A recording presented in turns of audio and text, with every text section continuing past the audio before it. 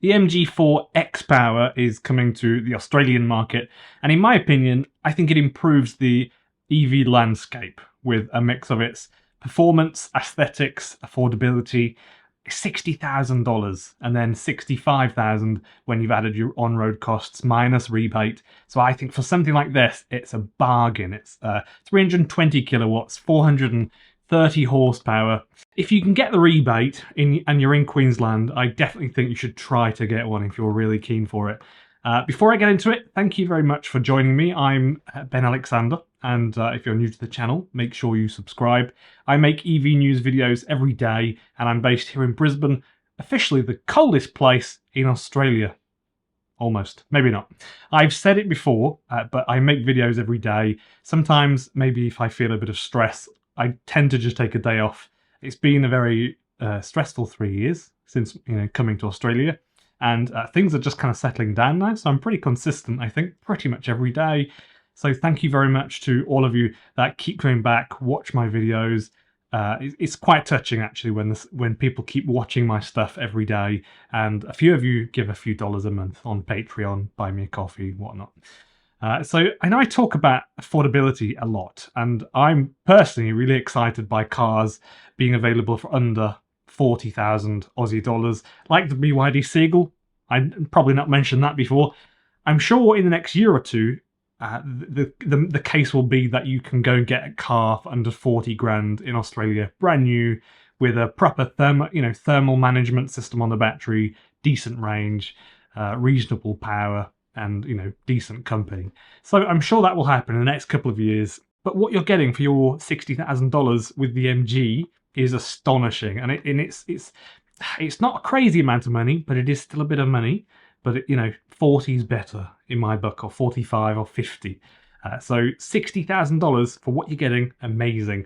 So the performance is bonkers for not bonkers money at all. So I really hope it does go well for MG. I like MG. I think they make great cars since they started making electric cars. So let's go over the X-Power performance specs. So powertrain, all-wheel drive system, delivering 320 kilowatts, which is about 430 horsepower, and 600 newton meters of torque. Rear motor puts out 170 kilowatts, and the front motor can put out 150 kilowatts. 0 to 100, if this is your cup of tea, 3.8 seconds, and it's equipped with a 64 kilowatt hour battery, which can be charged at 140 kilowatts. The battery can be charged up from 10% to 80% in 26 minutes, and it comes with 18-inch Cyclone alloy wheels with orange calipers, which I think are probably my favourite part about this car, and you can get a two-tone black roof, exclusive hunter green paint option, which I have to say, the green with the orange brakes it's pretty stunning. It's pretty good. And also, if it's your cup of tea as well, track mode. So you've got a lap timer. So you could technically, if you live in the city, you could sprint between speed cameras, for example. I'm not condoning it. I'm not saying you should, but you could, couldn't you? The interior also has a 10-inch or 10.25-inch touchscreen screen with Bluetooth, radio, Apple CarPlay, Android Auto with connectivity version 3. Upgraded suspension, which is interesting. So they've recalibrated the spring stiffness, the damper tuning, stiffer anti-roll bars, sharper steering, and also the brakes. I'll show you this. The brakes, this is 300mm. The brakes are 350mm, so it's about that. That's how big the brake discs are on the front, and they're slightly smaller on the back, but that's massive. They're really big. I think they're like supercar size brakes, almost. I don't actually know how big they are on a big Ferrari or something, but pretty big. Also, you get Bridgestone Turanza tyres, so you've got better than average grip. I'm not an expert on tyres. I don't know how good they are, but I can see that they're quite expensive, and I can see that they're quite reputable. MG positions the MG4 X-Power as a kind of compact, high-performance EV that is a practical, spirited drive. Interested buyers can register their interest from October 6th, 2023, and orders should be starting to arrive in some point in Q1 next year, but we don't really know what month. So, by the end of March, probably. Would I consider one? Yes, definitely. Already have. I know that the MG4 drives fantastic, but I haven't driven the X-Power version. No idea. But I honestly think the MG4 is almost a perfect car. It only lets me down a bit because I just don't like the back of it. And literally, I think the rest is just awesome. And I think the inside, they don't really describe it as a premium car, but it just looks and feels premium. And when you drive it, really does feel like a premium car to me. So the MG4 X-Power undercuts the other rivals, the comparable cars, like the Kia EV6 GT, which is just under 100 grand. Then there's the dual motor Tesla, which is 72 grand. And then you've got the Polestar 2 with 2 motors, the performance one, which is a little bit under 80,000. So what we're seeing, slowly but surely, I think, is every few months, some bits of news come out. Things are getting a bit cheaper incrementally, bits of competition. So if you remember, the Dolphin came out, and then the MG4 and the Aura, the Aura car, GWM Aura, they had this bit of time where I think they were waiting for a car, the Dolphin, to come out with its price.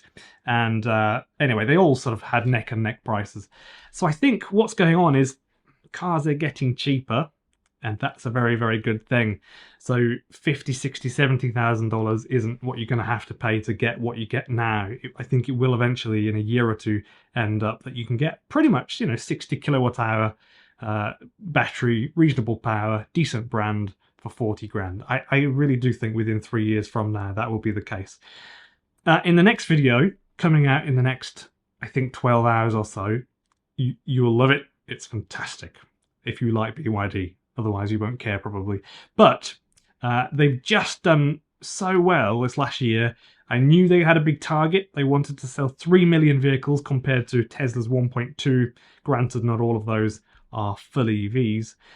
But just comparing the full EVs sales with Tesla's, they were so close to being selling more than Tesla. So that makes them almost the largest EV company in the world.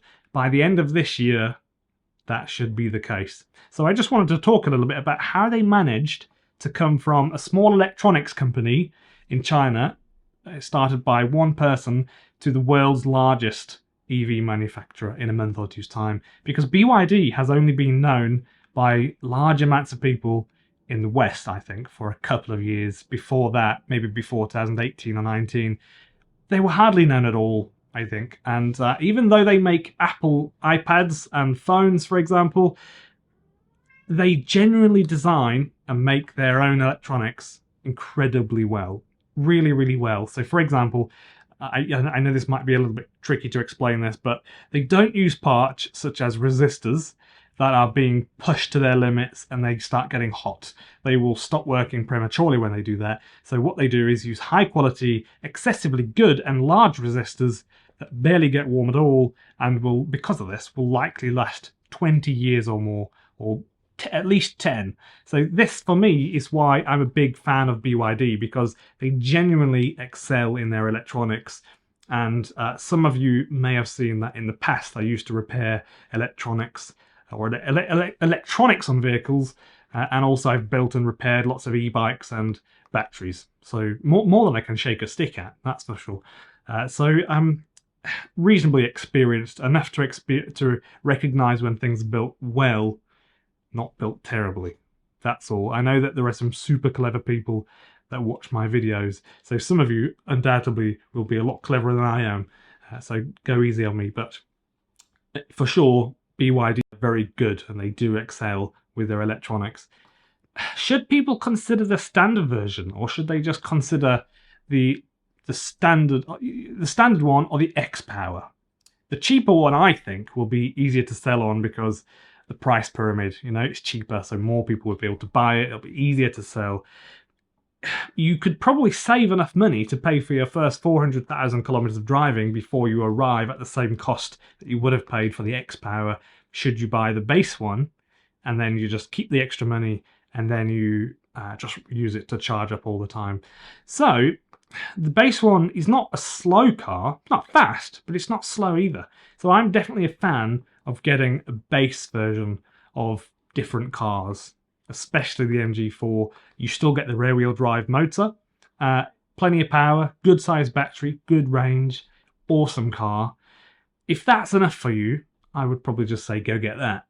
That's probably the one I'd get. Probably. It is tricky though, because if I could look out the window in the morning and open the curtains and I could see the green MG with the brakes, that'd be pretty cool. But I'm quite a practical person, so I think that's not really the way I do things. But I understand if you were to do that. Thank you to the people that have joined on Buy Me a Coffee or Patreon or YouTube memberships. Links to these will be in the description below if you wanted to support the channel a little bit. No pressure though, it's free. This all just goes on YouTube. I don't really mind at all. But it is very nice when people who watch my videos all the time chuck me a few dollars. That's actually quite touching because it genuinely... I've got a cat. This is Mimi. He's actually the neighbour's cat, but he just loves being with me in the house. So, and he's often asleep in this chair if you haven't seen him.